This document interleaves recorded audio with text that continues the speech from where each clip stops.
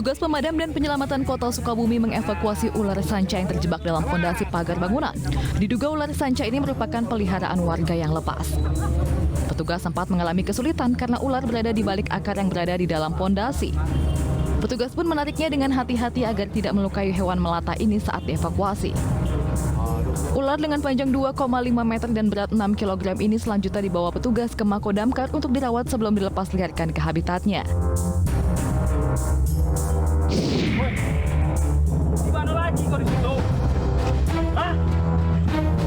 Tim siluman unit Reskrim Polsek Kota Muara Bungo Jambi mengejar seorang pelaku pencurian yang nekat terjun ke sungai. Pelaku bernama Weli Karsa ini kabur dari kejaran petugas yang hendak menangkapnya di rumahnya di Desa Tuo Sepunggur, Kabupaten Bungo. Pelaku yang juga merupakan residivis kasus pencurian ini ditangkap berdasarkan rekaman kamera pemantau saat menggasak barang di sebuah minimarket. Dalam aksi yang dijalankan sendirian ini, pelaku berhasil mencuri puluhan bungkus rokok, uang tunai, serta 1 unit sepeda motor yang terparkir di dalam minimarket.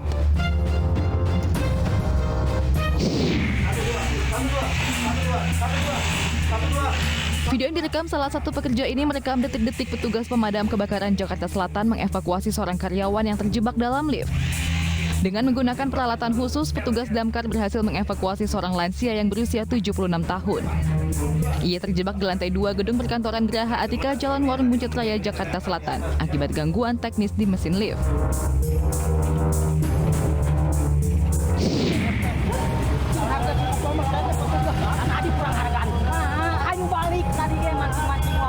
Tidak terima saat akan ditilang, seorang pengendara sepeda motor yang melanggar lalu lintas melawan petugas. Pengendara sepeda motor ini dihentikan polisi karena tidak menggunakan helm dan tidak memiliki spion serta tidak memasang plat nomor polisi. Meskipun mengeluarkan kata-kata kasar dan bahkan sempat menantang petugas untuk berduel, personel Satlantas Polres Tasikmalaya Kota ini tetap sabar dan tenang. Kini pengendara tersebut masih diamankan di Mapolres untuk menjalani pemeriksaan.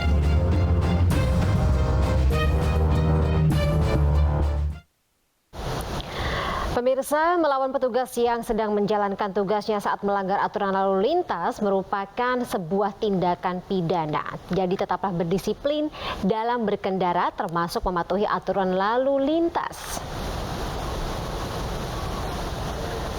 Dan kita ke informasi selanjutnya, pemirsa. Sejumlah warga menggelar aksi solidaritas untuk Brigadir J di Bundaran HI Jakarta Pusat pada Jumat malam atau malam hari ini. Aksi solidaritas digelar sebagai bentuk kepedulian atas kematian Brigadir J dalam insiden polisi tembak polisi. Aksi ini digelar oleh tim advokat penegakan hukum dan keadilan di kawasan Bundaran HI Jakarta. Sambil membawa poster dan menyalakan lilin, massa beraksi dengan menyanyikan lagu Indonesia Raya. Mereka juga melakukan doa bersama untuk mendiang Brigadir J dan berharap agar kasus ini segera menemukan titik terang.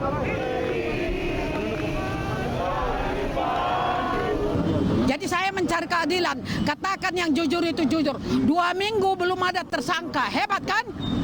2 minggu loh. Saya begitu lihat beritanya saya nangis. Apalagi lihat dikasih tunjuk pengacara 3 jarinya itu tinggal kulit, tulangnya tidak ada. Itu katanya. Jadi saya berkata sebagai ibu, saya tidak kenal tidak tapi hati saya sebagai seorang ibu ya yang pernah melahirkan 2 putra ya.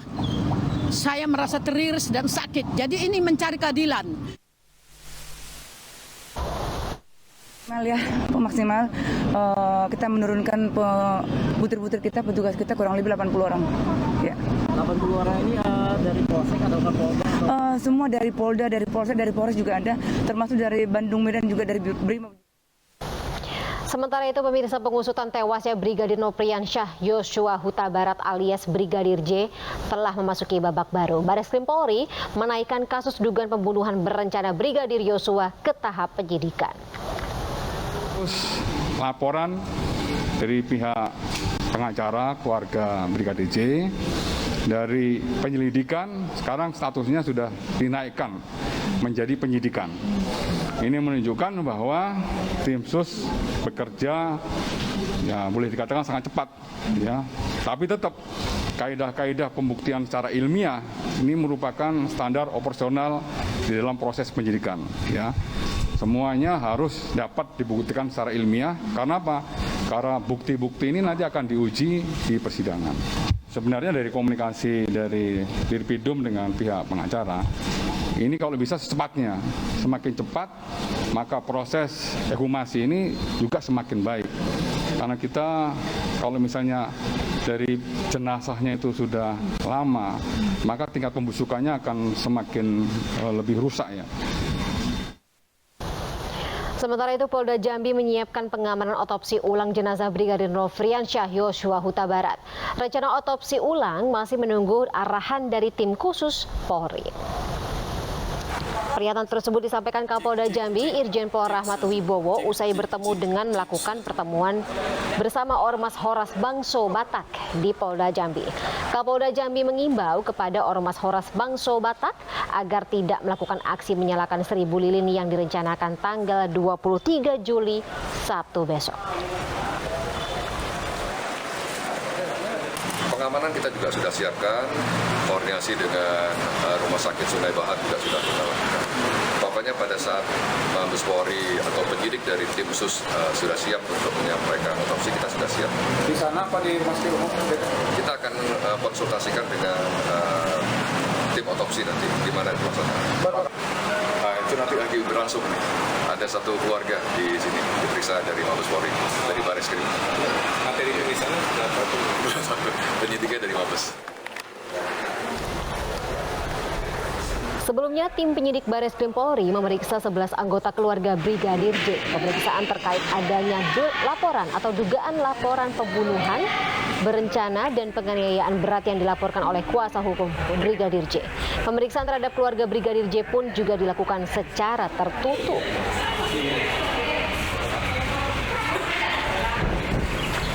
Sementara terkait rencana otopsi ulang jenazah, makam Brigadir J saat ini dijaga ketat oleh Ormas Pemuda Batak Bersatu. Keluarga mengaku khawatir terjadi sesuatu pada jasad Brigadir J yang telah dimakamkan. Pihak keluarga berharap kasus Brigadir J ini bisa terungkap dengan transparan.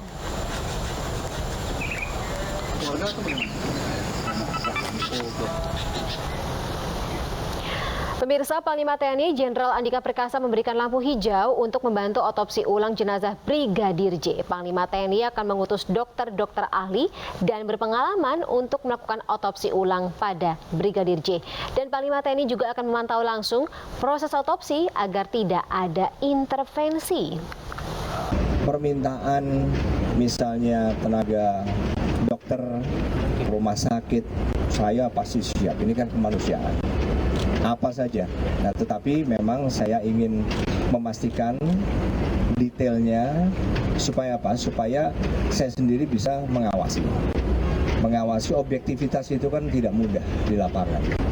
Sehingga saya harus pasti rumah sakit mana, tim dokternya pun kita pilih yang senior, sehingga mereka bisa memberikan penilaian maupun misalnya sumbangsih dari segi keilmuan itu lebih maksimal. Dan yang lebih penting memang terkendali dalam arti tidak ada intervensi sedikit pun sehingga mereka. Presiden Joko Widodo juga meminta kasus baku tembak polisi yang menewaskan Brigadir J diusut secara transparan, dan terkait hal itu Kapolri telah menonaktifkan 3 pejabat Polri untuk menyelidiki kasus penembakan tersebut.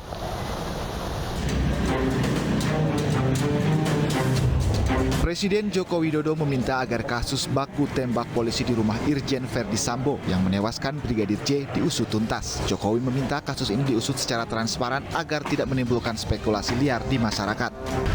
Usut tuntas. Buka apa adanya. Jangan ada yang ditutup-tutupi.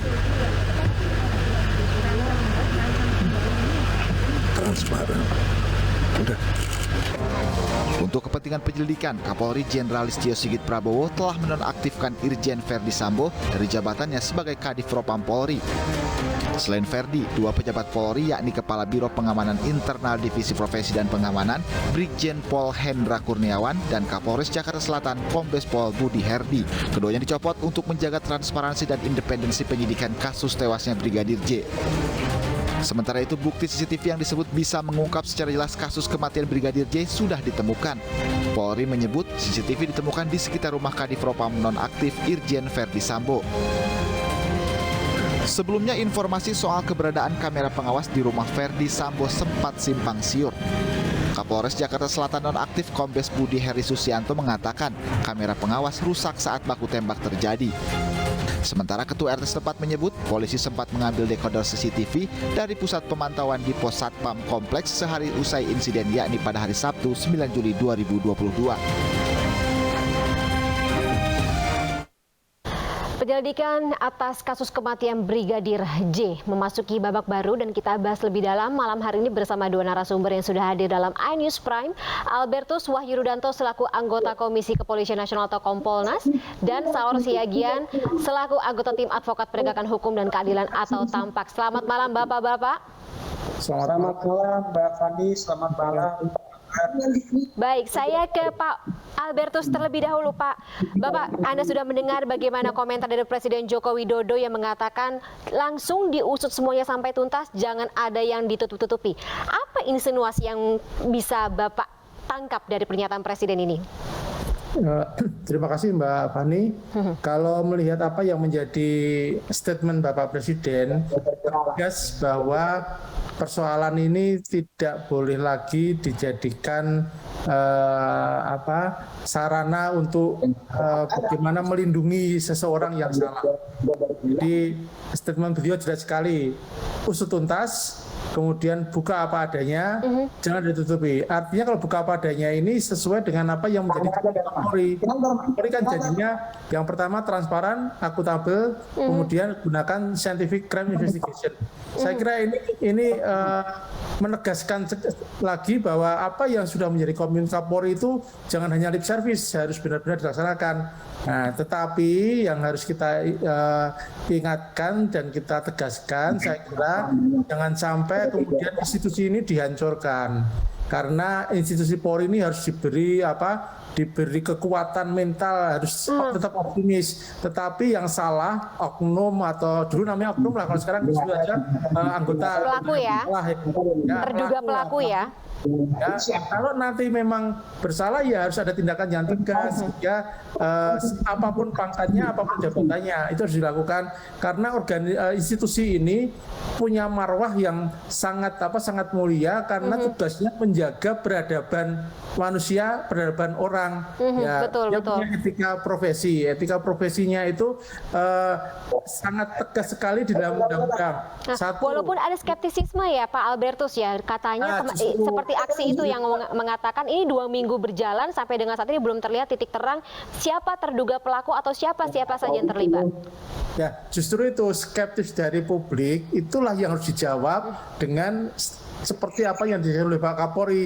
Jangan ada yang ditutup-tutupi karena ini menyangkut kepercayaan publik. Betul. Kepercayaan publik ini kan mahal harganya. Bulan ini kan bulan Bayangkara, bulannya Polri yang kemarin banyak mendapat pujian dengan prestasinya, dengan keberhasilannya, dengan perannya menangani COVID sampai itu tahu-tahu ada masalah ini kan kita sangat prihatin. Betul. Karena itu jangan sampai gara-gara masalah ini apa yang selama ini sudah dilakukan oleh Polri kemudian menjadi hangus. Nah, sehingga satu-satunya jawaban yang harus dilaksanakan ya harus terbuka. Citra itu harus tetap dijaga, betul ya Pak Albertus ya? Baik, saya beralih ke Pak Saur Siagian. Pak Saur juga sebelumnya menyebut bahwa kejadian ini menyangkut eksistensi negara, bahkan sampai Presiden pun sampai turun tangan untuk mengatakan tersebut. Berbagai institusi juga turut serta dalam membantu pengusutan kasus ini. Tanggapan dari TAMPAK seperti apa? Mbak Fani, terima kasih atas undangannya. Dari hati kami paling dalam, izinkan kami mengucapkan terima kasih sebesarnya kepada tim penyidik, tim sus, juga Kompolnas yang kelihatan sangat progresif dalam 1-2 hari ini untuk seperti himbauan TAMPAK adalah fokus di pembunuhan daripada saudara Yosua. Saya kira sudah signifikan karena hari ini kita baca ya Pak Albert ya, Mabes sudah meningkatkan proses pembunuhan ini tahap penyidikan. Itu yang saya kira sangat progresif. Ada progres ya? Ya, dan yang kedua saya kira kami juga berterima kasih kepada Saudara Kapolda, Saudara Fadil Imran tadi memberi fasilitasi untuk kami melakukan solidaritas, penyalaan lilin serta berdoa kepada para penyidik dan juga keluarga almarhum. dengan simpati tadi. Saya tadi disambangi oleh Kapolsek Menteng AKBP Neti Borusiagian. Saya lihat ada di sana, itu satu ekspresi saya lihat kondusif. Hanya saya ingatkan ada sedikit, Saudara Kapolda tadi pas kami sudah selesai dengan kondusif, kemudian ada anak buah untuk melakukan provokasi. Mohon Pak ditegur Pak, dicari itu Pak. Kami sudah sedemikian menjaga suasana kondusif. Jadi ada tekanan juga Pak Saur ya? Ya. Ada bentuk tekanan juga? Ya, saya pikir awalnya kami sudah sangat bagus sekali. Ketika kami sudah mau membubarkan diri, tiba-tiba ada saya lihat aparat melalui pengeras suara tiba-tiba memprovokasi. Saya malah agak sedikit tersinggung. Kita sudah jaga kondusif, tetapi syukur kelihatannya ada yang menegur sehingga dia berhenti. Oleh karenanya tolong Saudara Kapolda cari itu anak buah kita. Jangan karena salah satu lagi kemudian bagaimana orang datang dari berbagai daerah digerakkan hatinya. Inilah yang kita jaga. Mbak Fani, seperti saya katakan, jangan sampai masalah merusak citra itu ya. Ingat Presiden bicara sampai berkali-kali, ingat ada 3 melekat kepada beliau. 1 kepala negara, ini masalah negara. Yang kedua kepala pemerintahan. Yang ketiga adalah dia panglima kepolisian penegak hukum.